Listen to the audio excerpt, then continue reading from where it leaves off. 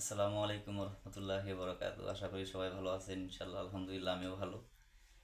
তো বেশ কিছুদিন যাবত একটা জিনিস আমি ফেসবুকের মাধ্যমে দেখতেছি, সেটা হচ্ছে প্রথম বিয়ে, প্রথম বইয়ের অনুমতি লাগে না, মানে প্রয়োজন নেই দ্বিতীয় বিয়ে করলে, বিষয়টা এরকম। আসলে এই আমাদের বাস্তবতাটা হচ্ছে অনেক অনেক একটা বিষয়। আমরা হয়তোবা এটা বিষয়টা হয়তো বিনোদন নিতেছি। হয়তোবা আমি ফেসবুকে অনেকেই দেখতেছি যে হ্যাঁ, অনেকেই পোস্ট করতেছে এই বিষয়টা নিয়ে। যদিও বিষয়টা একটু অন্যরকম, অনেকেই বিনোদন নিতেছে হয়তো বা এরকম। তো এই বিষয়টা নিয়ে আমি একটা কথা বলতে চেয়েছিলাম, ভাবছিলাম যে হ্যাঁ, কিছু কথা বলা দরকার। আসলে বিষয়টা হচ্ছে এরকম, বিয়ে বিষয়টা কোনো ছেলে খেলা বা পুতুল খেলা না। বিয়ে জীবনের একটা বড় একটা মাধ্যম, সেটা আমরা সবাই জানি। তো আসলে আমি যেটা বলতে চাইতেছি, সেটা আসলে বিয়েটা বিষয়টা হচ্ছে মজার কোনো বিষয় না। সেটা একটা পুরুষ এবং নারীর, বা একটা ছেলে একটা মেয়ের, হ্যাঁ, জীবনের অনেক বড় একটা অধ্যায়, অনেক জীবন, যাকে জীবন সঙ্গিনী বলা হয় বিয়ের পরে। তো আমরা এটাকে বিনোদন মনে করলেও বাস্তবতাটা হচ্ছে অনেক একটা গভীর। তো একটা বিষয় আমি, যেটা আমি ছেলে হিসেবে যেটা আমি মনে করি, সেটা হচ্ছে যে জীবন সঙ্গিনী এমন একটা জিনিস যেটা একটা নিজের ব্যক্তিগত এবং কি পারিবারিক, এমনকি নিজের ভবিষ্যৎ পর্যন্ত সেটা আমাদের নির্ভর করে একজন জীবন সঙ্গিনী বিষয়টা। তো আমরা যদি কখনো ভুল মানুষের সঙ্গ নিই, বা ভুল মানুষের বিবাহ আবদ্ধ হই, বিবাহ বন্ধনে আবদ্ধ হই, তো এটা হচ্ছে আমাদের মানে জীবনের সবচেয়ে বড় একটা অ্যাক্সিডেন্ট বলা যায়, জীবনের সবচেয়ে বড় একটা অ্যাক্সিডেন্ট। তো এই জন্যেই আমি আমার ব্যক্তিগতভাবে মনে করি যে বিবাহ বন্ধনে আবদ্ধ হইলে জীবনে এমন একটা মানুষ আসা দরকার, বা এমন একটা মানুষ, হ্যাঁ, জীবন সঙ্গিনী করা দরকার। শুধু নিজের জন্য না। একটা কথাই আছে হয়তো বা এরকম, যে তুমি আমাকে একটা শিক্ষিত মা দেও, আমি একটা শিক্ষিত জাতি দিব। এখানে কিন্তু বলা হয়নি যে একটা শিক্ষিত মানে একজন পরিবারের কর্তা হচ্ছে একজন পুরুষ। এখানে কিন্তু বলা হয়নি যে আমাকে একটা শিক্ষিত বাবা দেও। হ্যাঁ, কারণ বাবা শিক্ষিত হোক বা অশিক্ষিত হোক, সেটা কোনো ব্যাপার না, বাবা কর্তা প্রধান। কিন্তু শিক্ষিত মা কেন বলা হয়েছে যে তুমি আমাকে একটা শিক্ষিত মা দেও, আমি তোমাকে একটা শিক্ষিত জাতি দেব? এটার কারণটা হচ্ছে এটা, যে পুরুষ সবসময় বাহিরে থাকে। পুরুষ সবসময় বাইরে থাকে। আর মানে পুরুষ সবসময় বাইরে থাকে তার পরিবারের জন্য। এবং শিক্ষিত মার কথাটা হচ্ছে এরকম। এতে করে আমরা কিন্তু বুঝতে পারছি বিষয়টা এরকম না, শিক্ষিত মা বলতে শুধু পরিবার না, নিজের পরিবার, নিজের সন্তান, নিজের সব কিছুই, এই বিষয়টা নিয়ে।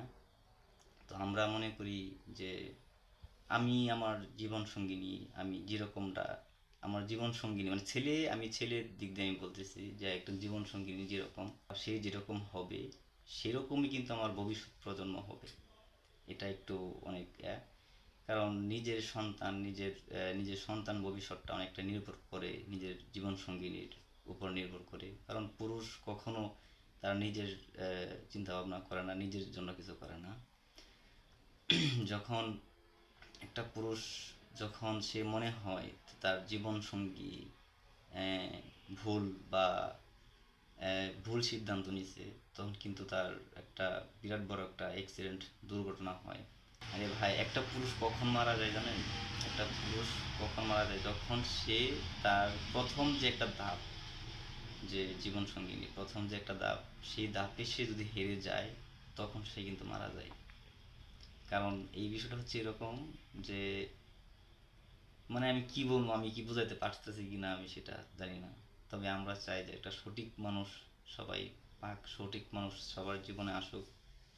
এই যে আবেগ দিয়া জীবন চলে না, আবেগ দিয়া সংসারও চলে না।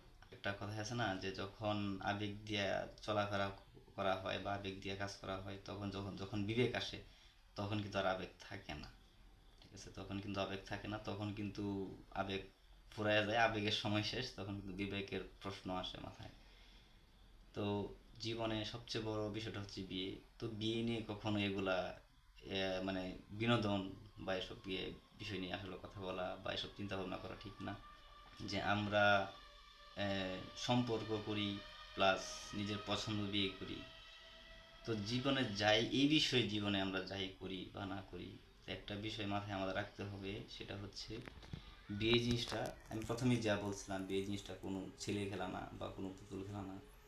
এটা হচ্ছে আমরা সাধারণত আমি যে ফোনে এখন ভিডিও রেকর্ড করতেছি, স্মার্টফোন, তো হয়তো বা এই স্মার্টফোন আমার থাকবে না। সময়ে সময়ে আমার এই স্মার্টফোন আপডেট হয়, মানে নতুন হয় আরও, মানে ইচ্ছা জাগে যে না আমি এই ফোনটা ইউজ করতেছি, তো আর কিছুদিন পরে এই ফোনটা আমি ইউজ করব না। কেন করবো না? কারণ এর চেয়ে ভালো পাইছি।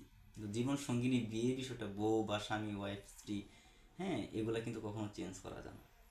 তো জীবনে এই বিষয়ে, মানে জীবন সঙ্গিনীর বিষয়ে, সেটা হচ্ছে এমন একটা মানুষ জীবনে দরকার যেন সুখ দুঃখ সব কিছু নিয়ে আমাদের জীবন কাটাতে পারি, জীবনের শেষ নিঃশ্বাস পর্যন্ত আমাদের আবদ্ধ হয়।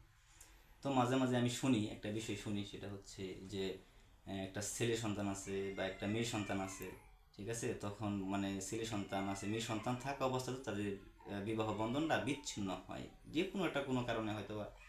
কিন্তু আমি এই জিনিসটা আমি বুঝি না যে একটা মানুষ যে বিবাহ বন্ধনে আবদ্ধ হওয়ার পরে একটা স্বামী স্ত্রী মিল মোহাব্বত, একটা আল্লাহ রহমত আসে, ছেলে হোক মেয়ে হোক আল্লাহ রহমত আসে, তখন যে বিবাহ বন্ধনটা বিচ্ছিন্ন হয়, তো আমরা কিন্তু আমার বোঝে আসে না এই জিনিসটা কেন হয়, আমার জানা নেই। আমরা জীবনে যাই কিছু করি না করি, নিজের ইচ্ছা শক্তি এইটার মধ্যে আমরা একটু বিরত থাকি। কারণ প্রেম ভালোবাসা সংসার এগুলা সবাই তো ইচ্ছার মতোই হয়, প্রেম ভালোবাসা কি কেউ মানে করে? সবাই কিন্তু ইচ্ছার মতোই হয়। কিন্তু এই জিনিসটা আমাদের অনেকটা বুঝতে হবে। তো আশা করি সবাই বুঝতে পারছেন।